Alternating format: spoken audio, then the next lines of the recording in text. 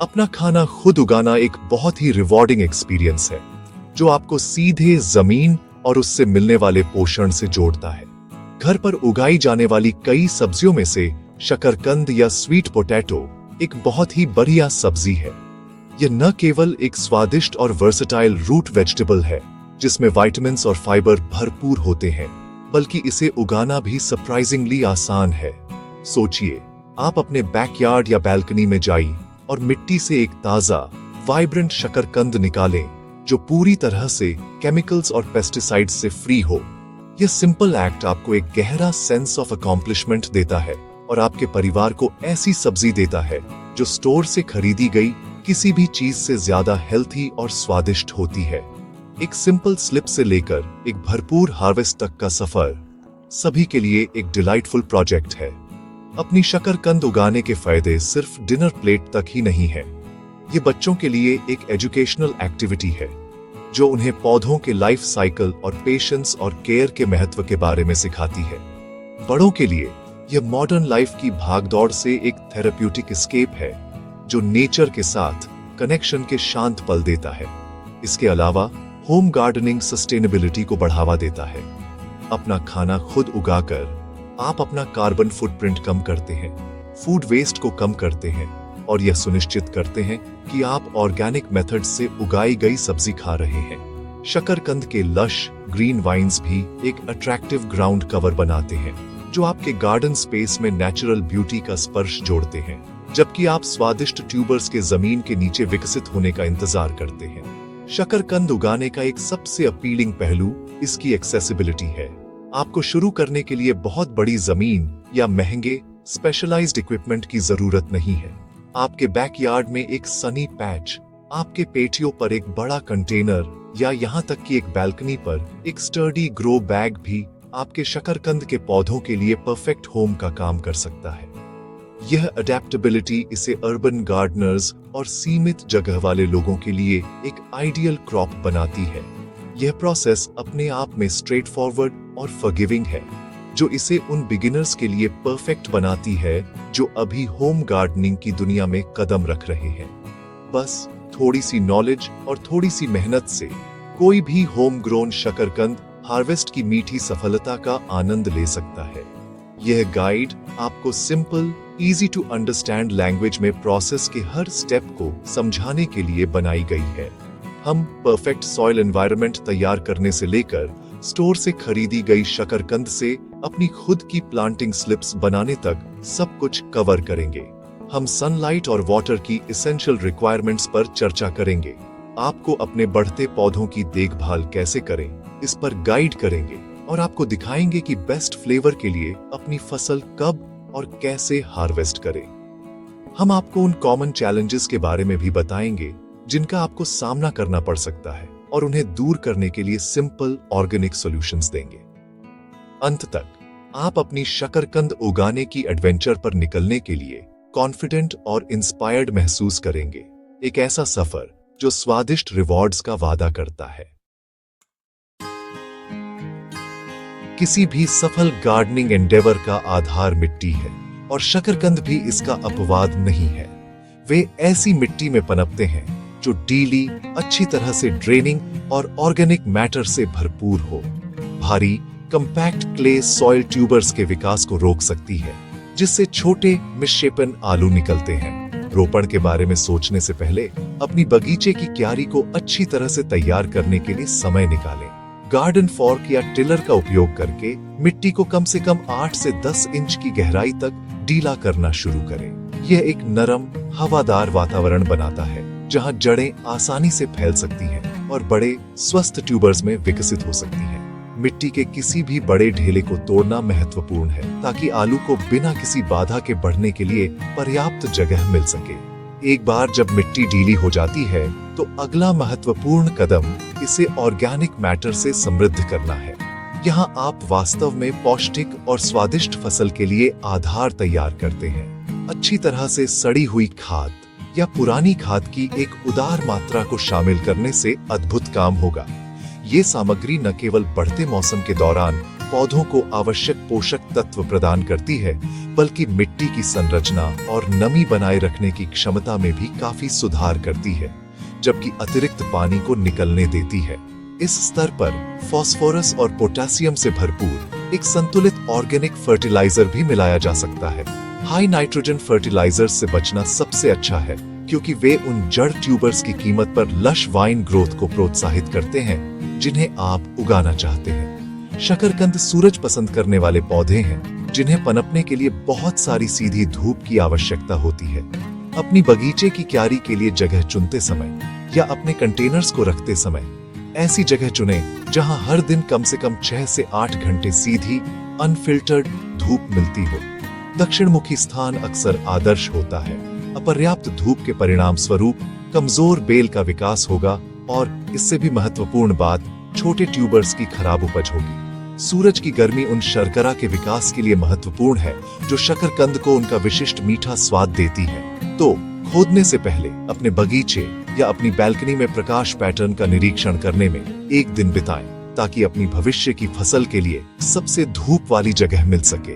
अंत में पानी के बारे में बात करते हैं। जबकि शकरकंद को लगातार नमी की आवश्यकता होती है, खासकर उनके शुरुआती विकास के चरणों के दौरान, यदि मिट्टी जल भराव हो जाती है तो वे जड़ सड़न के प्रति अत्यधिक संवेदनशील होते हैं। यही कारण है कि अच्छी तरह से ड्रेनिंग मिट्टी इतनी महत्वपूर्ण है। अपनी क्यारी तैयार करने के बाद इसे अच्छी तरह से पानी दें और देखें कि पानी कितनी जल्दी अवशोषित होता है। यदि यह लंबे समय तक सतह पर जमा रहता है तो आपको इसकी ड्रेनेज में सुधार के लिए मिट्टी को और अधिक खाद या मोटे रेत के साथ संशोधित करने की आवश्यकता हो सकती है। कंटेनर गार्डनिंग के लिए सुनिश्चित करें कि आपके पॉट्स के नीचे बहुत सारे ड्रेनेज होल्स हों। ढीली मिट्टी, पर्याप्त धूप और उचित ड्रेनेज के ट्राइफेक्टा को शुरू से ही सही करके आप एक तनाव मुक्त बढ़ते मौसम और एक भरपूर फसल के लिए तैयार हो जाएंगे। कई अन्य सब्जियों के विपरीत शकरकंद आमतौर पर बीज से नहीं उगाए जाते हैं।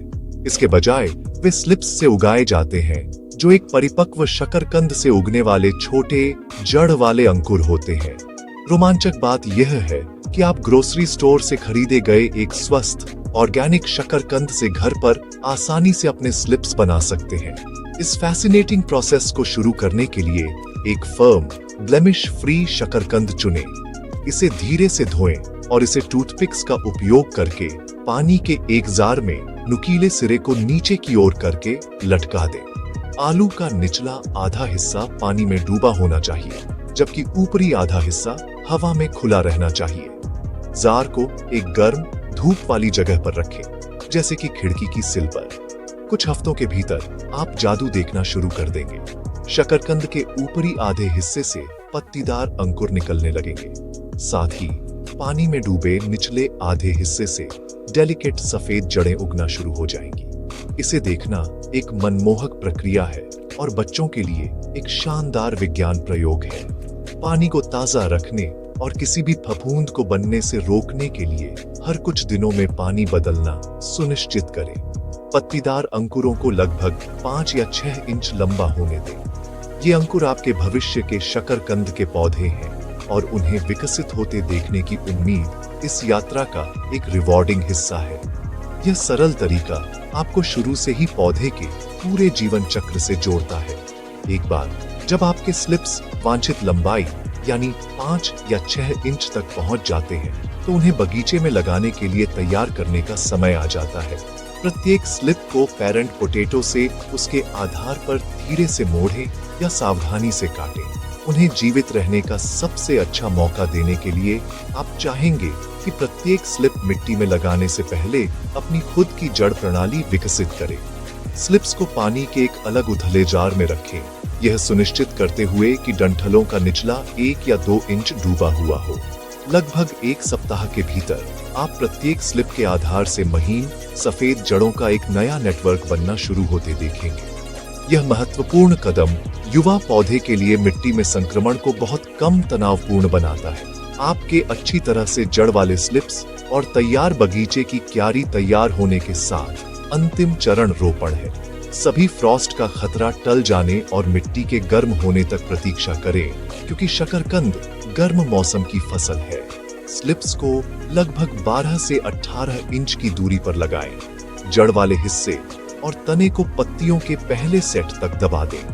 प्रत्येक स्लिप के चारों ओर मिट्टी को धीरे से कस लें और उन्हें अपने नए घर में बसने में मदद करने के लिए अच्छी तरह से पानी दें। पहले सप्ताह में मिट्टी को लगातार नम रखने और जड़ों को स्थापित करने में मदद करने के लिए उन्हें रोजाना पानी दें। जल्द ही आप स्लिप्स को ऊपर उठते और नए पत्ते पैदा करना शुरू करते देखेंगे, जो यह दर्शाता है कि आपके शकरकंद के पौधों ने सफलतापूर्वक जड़ पकड़ ली है। एक बार जब आपके शकरकंद के स्लिप्स लग जाते हैं और स्थापित हो जाते हैं, तो रोजमर्रा की देखभाल काफी आसान होती है, जिसमें मुख्य रूप से पानी देना और खरपतवार नियंत्रण शामिल होता है। पहले कुछ हफ्तों के दौरान युवा पौधों को पनपने में मदद करने के लिए लगातार नमी महत्वपूर्ण है। जैसे जैसे बेलें फैलने लगती हैं और जमीन को ढक लेती हैं, वे एक प्राकृतिक मल्च के रूप में काम करेंगी, मिट्टी को छाया देंगी, नमी बनाए रखेंगी और कई खरपतवारों को दबा देंगी। हालांकि मिट्टी के नमी के स्तर की निगरानी करना अभी भी महत्वपूर्ण है। एक अच्छा नियम यह है कि प्रति सप्ताह लगभग 1 इंच पानी दें, चाहे वह बारिश से हो या सिंचाई से। हर दिन उथले रूप से पानी देने के बजाय गहराई से और कम बार पानी दें, क्योंकि इससे जड़ें मिट्टी में गहराई तक बढ़ती है, जिससे वे अधिक लचीली बनती हैं। बागवानों को एक आम समस्या पेस्ट कंट्रोल की होती है। सौभाग्य से शकरकंद अपेक्षाकृत हार्डी होते हैं, लेकिन वे कभी-कभी स्वीट पोटैटो वीविल या फ्ली बीटल्स जैसे कीटों से परेशान हो सकते हैं, बिना पर्यावरण या आपकी फसल को नुकसान पहुंचाए। इनसे निपटने का सबसे अच्छा तरीका ऑर्गेनिक मेथड्स अपनाना है। किसी भी क्षति के संकेतों के लिए पत्तियों का नियमित रूप से निरीक्षण करना आपकी पहली रक्षा पंक्ति है। यदि आपको कीट दिखाई देते हैं, तो आप अक्सर उन्हें हाथ से उठाकर या नली से पानी की तेज धार का उपयोग करके उन्हें नियंत्रित कर सकते हैं। अधिक लगातार समस्याओं के लिए इंसेक्टिसाइडल सोप या नीम ऑयल उत्कृष्ट ऑर्गेनिक विकल्प हैं। लेडीबग्स जैसे बेनिफिशियल इंसेक्ट्स को आकर्षित करके एक स्वस्थ बगीचे का इकोसिस्टम बनाना भी प्राकृतिक पेस्ट कंट्रोल प्रदान कर सकता है, जिससे आपके पौधों की रक्षा होती है। जैसे जैसे बढ़ता मौसम आगे बढ़ता है, आपको लश ग्रीन वाइन्स के एक सुंदर कालीन से पुरस्कृत किया जाएगा, जबकि असली खजाना जमीन के नीचे बढ़ रहा है। जमीन के ऊपर जोरदार वृद्धि एक सकारात्मक संकेत है। कटाई का समय आमतौर पर रोपण के 90 से 120 दिनों के बाद होता है, जो किस्म के आधार पर होता है। आपको पता चल जाएगा कि वे कब तैयार होने के करीब हैं, जब पत्तियों और बेलों के सिरे पीले होने लगेंगे। तैयार होने की जांच के लिए आप ट्यूबर्स के आकार को महसूस करने के लिए अपने हाथों से एक पौधे के आधार के चारों ओर सावधानी से खोद सकते हैं। यदि वे एक वांछनीय आकार तक पहुंच गए हैं, तो कटाई का समय आ गया है। सूखे दिन में कटाई करना सबसे अच्छा होता है, क्योंकि इससे खोदना आसान हो जाता है और आलू को बेहतर ढंग से ठीक होने में मदद मिलती है। कटाई प्रक्रिया का सबसे रोमांचक हिस्सा है एक गार्डन फॉर्क या एक कुदाल का उपयोग करें।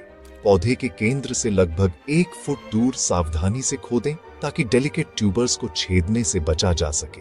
पौधे के चारों ओर मिट्टी को धीरे से ढीला करें और फिर शकरकंद के पूरे गुच्छे को जमीन से उठाएं। अतिरिक्त मिट्टी को झाड़ दें, लेकिन आलू को अभी धोएं नहीं।